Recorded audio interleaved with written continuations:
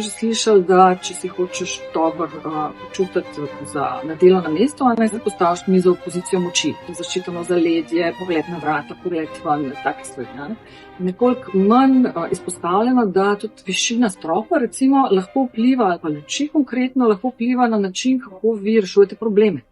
Skratka, če imate neke konceptualne izzive, kjer morajo misli leteti, so v bistvu ugotovili, da če so te luči postavljene višje, bolj rešujejo ljudje neke konceptualne probleme. Če morate se sfokusirati na nek detalj, nek zelo konkreten, detaljiran problem, so bili pa boljši rezultati, ko so bili te luči spuščene nižje. Mi živimo trenutno v eni taki družbi, ki zelo veliko da na zunanji izgled.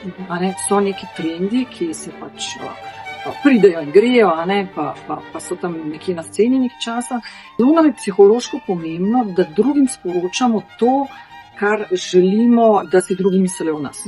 Nam lahko zgodi, da sicer bo dom kot iz revije, ampak ne bo dom, bo stanovanje. Sem se pogovarjala z ljudmi, ki delajo v takih zelo strogih korporativnih družbah, kjer imajo zelo determinirano, kakšna je podoba družbe in v resnici ne smejo slik se zbirati na stene, ne nobenih osebnih predmetov imeti na delovnih mestih.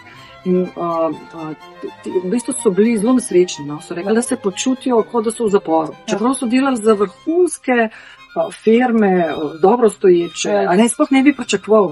V bistvu je bila tista žalost, s katero so to povedali, mene prav presunila. Res, ko se regeneriramo in probamo biti zelo proaktivni v istem tipu prostorov. To je po moje v bistvu izvorni izziv, zato ker sta tudi dve dejavnosti, ki sta zelo raznoliki. Po eni rabite eno umirjeno sceno, pa rabite več dinamike, pa v bistvu tega senzornega inputa verjetno zmanjka. Da greva do spalnice, A so kakšne zadeve, ki lahko spodbujajo ali pa ubijajo spolno energijo?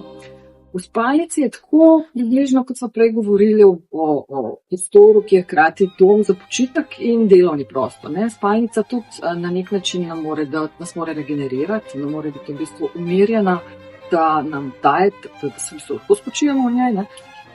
Za intimnost pa rabimo en nivo dinamike. Svetloba je en tak moment, kjer lahko zelo to dinamiko nadzirano jačamo ali jo pa v bistvu umirjamo. Tako da v bistvu žarnice v spalnici, saj nekatere luči v spalnici bilo super, da so na potenciometru, da imajo možnost tega fine tuninga.